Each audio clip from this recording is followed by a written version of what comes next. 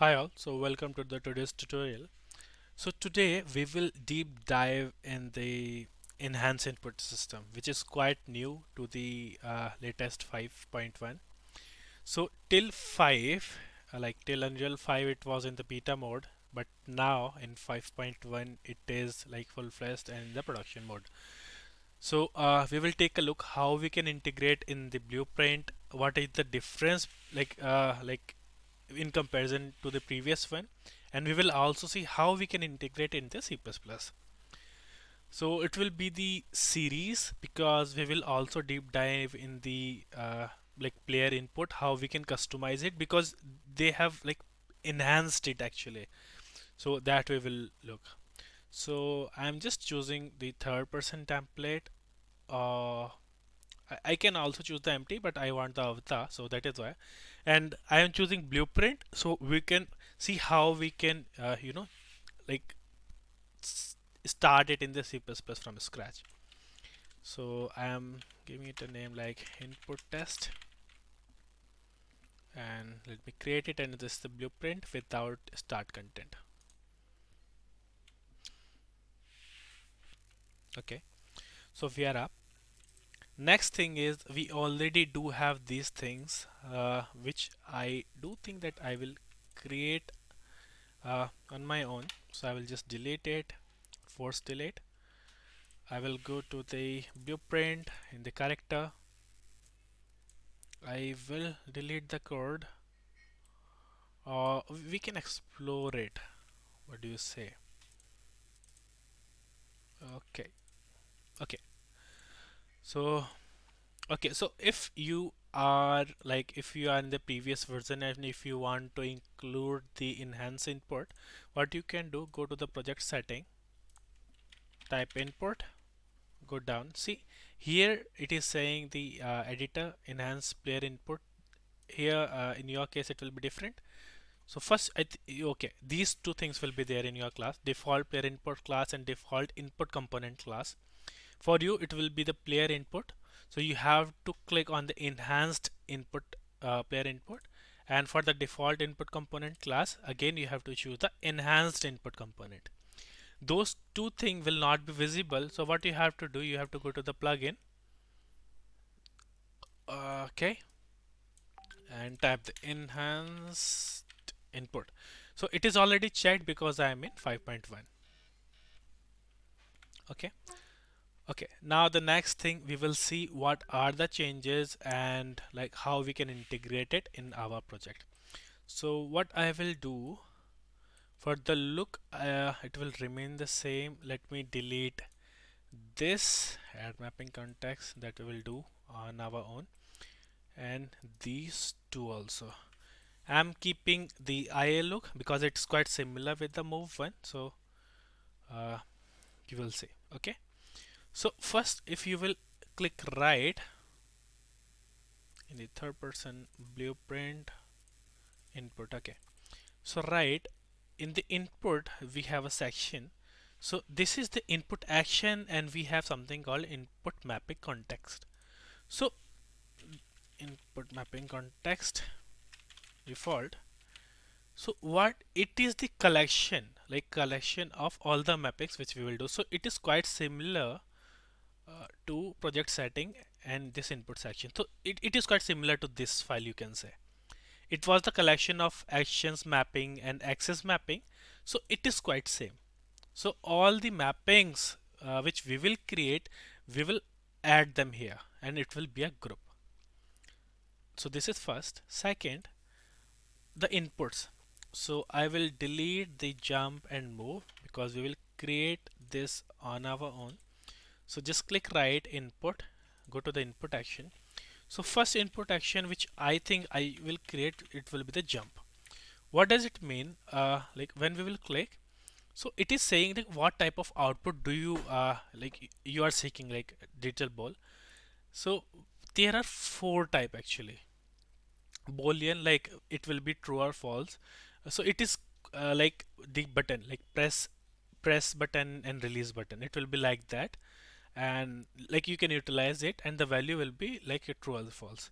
The float is like if you want the input from some range, but it will be a float value. For the second option, it is vector 2D. Like if you want like in the 2D 2z axis. So when we will implement the move functionality, so when I will press A and D or the arrow key left and right, so I will use this X, and for the straight I will use Y. So in this we want the 2D, right? So what we have to do for the 2D, I will have to check axis 2D. Same with the 3D. If we want something in the 3D axis, we will check the vector button. So this is it. Next, we have options called trigger and modifier, which we will look in a minute. Okay. So first, we have chosen jump, like we have created jump. Same thing, we will create it for the move. Input, input action, IA.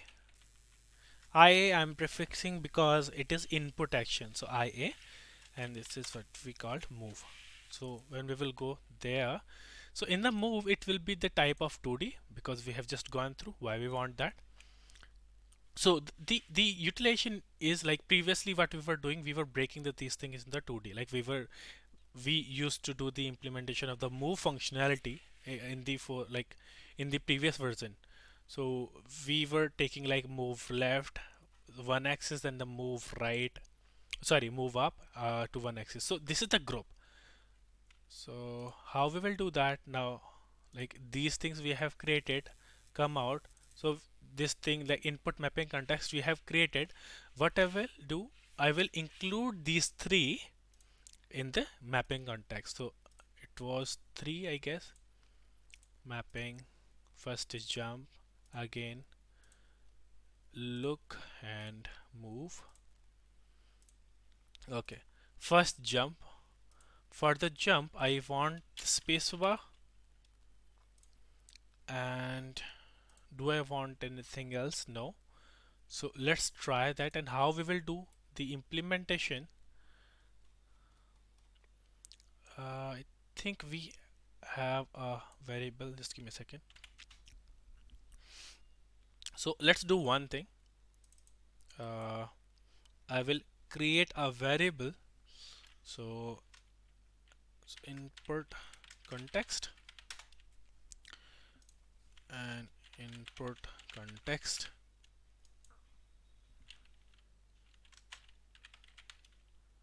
input, what was it, input mapping context. Okay, input mapping context, let's choose that. Okay, just compile, and it is now it is asking like which the like input mapping context do you want to use. So we want to use this one. So it is not connected yet, it's just like we have created a variable, and I will create a category called input so we can arrange it better. Next is okay, right now the connection is not there. Like if we will try to play the game, my key bindings are not working, I'm pressing space, it is still not working. So how I will instruct my character to use this context? So what I will do, in I will call the begin function, begin play,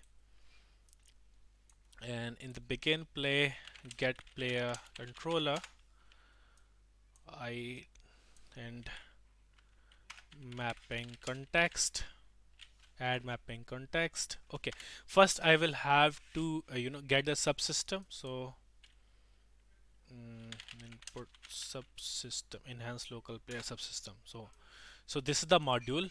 So we have got the reference, and now I will add context, add mapping context, and here we can directly choose it, but as we have created the variable, we can put it like this, like anything will work. And this is the priority. Why do you have the priority button? Let's imagine we have two contexts. Let me duplicate it. uh, Add on. Let's imagine that we have the same, like we have the same mapping, but for the like jump, or like let's imagine I am having one more. Let's create one more, some dummy one. So input input action I underscore dummy, and I want this to be to be used, but after like pressing some button. So dummy. So by default, let's imagine in begin play, I'm putting the default context, but after jumping, as soon as I will jump, and how I will implement the jump, just right click, enhance, input jump. So in the trigger, I will jump, and as soon as I will jump, I will just copy paste this code. I will again do once. What I'm doing, I'm adding one more context here, and here I will use the add-on. So what it will do, it will add two contexts. Like now the functionalities which are like these mappings or and these mappings, though the both will work, but this one will not work by default because like in the begin play we are just adding the first one. And for the priority, let's imagine some values or some keys are overlapping. Let's imagine the space bar we are using here for jump and some space bar. Let's imagine for dumbing also I'm using a space bar, and in the character I will also implement ia dummy. So here I will print this is dummy, this is dummy. So they both won't fire, and let's set the priority to 1. And I'm quite curious what will happen if we will set the priority to 0 0 both. Will they both fire? So that I think because I haven't tested this before, so it will be funny. Okay, so I think everything seems fine to me. Let's test. I'm pressing space. This is dummy.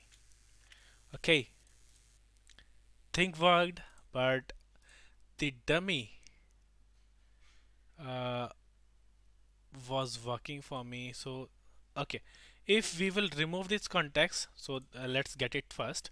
If I am not adding this context and if I am pressing jump button, see only jump is working, but that thing is not working. That this context, right, that dummy function will not be called because we haven't added that context. If I will go like in this started, I will go through these events too, but just in a minute. Again, as soon as I will fire jump, so this is dummy. Is it started working? But my jump is not working now. See, I'm pressing the jump button, but this dummy is calling because the priority we have set it to 1, and they are overlapping. Okay. Now you got the context. So I am deleting the dummy context one. So just let me delete the dummy one. Okay. Add on. Let me delete it. Yes. Force delete. Input action dummy. Let me delete it. Okay. Again, go to the blueprint.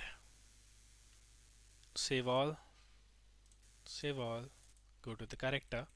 Okay. Next are these functions. Now you do know how we can add the mapping context, and let's cover these events. So first is trigger, started, ongoing, cancel, and complete. So triggered is like whenever you will try to simulate the keys. Let's imagine jump or for the move like move arrow, ASD keys, something. So start this is one time. This will be called like just once, and triggered and started will happen at the same time. You cannot guess like which will trigger at the priority. Second thing is triggered will be called in every tick. So this is the important thing to measure. Okay. Ongoing is something which we will cover in a moment. Ongoing cancelled is quite like these two are connected. And values you do know like whatever the value will be. Let's imagine in the jump trigger, let's print the value. play jump. See, it is true. As soon as I'm down, it is false because it is not jumping. Okay. Okay. Next is, let's try to do one more thing when we are jumping. Okay, let's do the trigger and modifier. So modifier is like once you have something output, like here, the value is there. If you want to do something like post process something to this value, we have the modifiers. You can also add the modifier in the input action too, but you can do the same thing in the like mapping context. So let's do one thing. I will use the negate. So these are different options which you can modify. Dead zone is something like let's imagine this, the value is the float, and and the value was from 0 to 1. If you want to clip it to 0 to 0.5, then we will use the dead zone. So you can see like we have the threshold, and we have negate. What it will do, it will do the negation, like it will do the opposite, but it usually do it with the xyz value. Like I don't know like if it works with the float value too, so let's try that. Let me print the value. It will be quite interesting, like if the negate will work on the jump. True. No, it is not working. So it only works for the float values or the axis 2D or axis 3D. Next is the, okay, that negation we will check. Next is I'm just telling you which are which we usually use toward, like next is swizzle input, which we will use mostly. So let's do one thing. Let me delete this and let's implement the move. So like you will get a proper context how we will use the modifiers, and you will get the proper understanding how we will use the axis one. So I have created four. One for the up arrow. So this is dual W. This will be down S, and this will be A D or D. Sorry. So it will be positive, and next is A, which will be negative. Okay. So what we are doing here, so this is y-axis, this is x-axis. We want to go forward when I will use something in the y-axis, and by default it will be positive x by default. Like if I will because in the move I think we have choice like chosen the vector 2D. So out of vector 2D, the default value which it will give the x value. What does it mean? That x positive, like D, it like it will always, like if we won't touch anything, it will fire the plus x. So let's imagine if we want to, I'm just removing this and plug it here, and ia underscore move, and in the trigger, in the axis value we can split it out x and y. Trigger, what I will do, I will print the x key and the y key, or we can actually recombine and we can print it.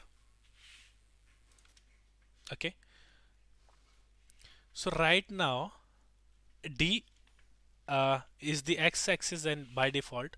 So try and guess how we can, as A is the negation of D, right? Because we want to, like for the D I want to move right, with A I want to move left. What we will do in the modifier, we will negate it, right? Like we will just multiply it with the -1. Negate is just multiplying the values with -1, nothing else. Okay, so let's try that first. I'm pressing right, so D you can see we have pressed like x plus 1. As soon as I'm pressing left, it is saying -1. So you get the point. Now I want to go forward. I want to go with the W key. Like by default it is taking x-axis, so what we will do, we will replace it. Like so we have a modifier called swizzle, and here we can choose what values order do we want. So I want x y to be replaced. So what order I do want, y x. Z you can neglect as we are using with the axis 2D, correct? With the S, same thing here. In the modifier, I will again use the swizzle input, and I will again negate it. So see, right now we have added two modifier. What it will do, the values will go through each of these. First it will go to the swizzle input. So what it will do, xy will become yx and it will negate it. So you got my point. Press save. Now let's try the uh, so I'm pressing up like the W key, it is saying +1. Pressing back, it is saying -1. I'm pressing S like -1. Left, X -1. Pressing right, 1. So this is good. I hope that you have understand the concept of input mapping and the context here, and you have also uh, have quite understanding how we use the modifiers. Now we have triggers too. I think the video is quite long, but okay, let's cover it too. So in the trigger, to trigger is like something you want like input to be done. Let's imagine you want to hold something of like a special effect, you can say. Like let's imagine you have a machine gun. As soon as you will press the left key, it spontaneously it won't start. It will just take some cooldown like 4.5 second or zero point 0.6 second, then it will start firing. So we have the same concept here too. Like in the jump in the space bar, let's go to the triggers, go to the hold, and what it will do, as soon as I will press the space button, I am pressing the space button, it is not working. But as soon as I will keep holding it, the space button, see it jumped. And now he's continuously jumping. Why? Because we have put it inside the triggered. So you got my point. Now let's see what is the difference between ongoing and cancelled and the complete. So like now we have put the triggers on, and there are two type of input. One is the ongoing and another one is spontaneous. So in the spontaneous, ongoing and cancelled will work. Sorry, on the ongoing they will work. In the spontaneous they won't. Like spontaneous is it's quick reaction. Okay, like no triggers are there. So we have put the trigger on, so we can get the firing of ongoing. So I will put the ongoing, going, oh, my bad, the spelling is wrong, going, and cancelled. In the next I will show you how we can custom create the modifiers and the triggers. So cancelled and the complete, and why they're relevant actually. So first let's cover why they're relevant. So let's imagine I do want the jump, but after holding some time. So that is why I have put the modifier, like sorry, the trigger hold, and if I can actually put the timing too, like 1 second or 2 seconds. So this is first. Next is like in the process, like as soon as I will press my I will tap my space key, it will start the event, but it won't trigger it until it is completed, and ongoing will get a start, and it is also the partic function. So it will like call again and again till it is completed. Once it is completed, it will call this function. Let's imagine within that 1 second frame you have like you release the space key, the cancel will be called. Let's see it in action.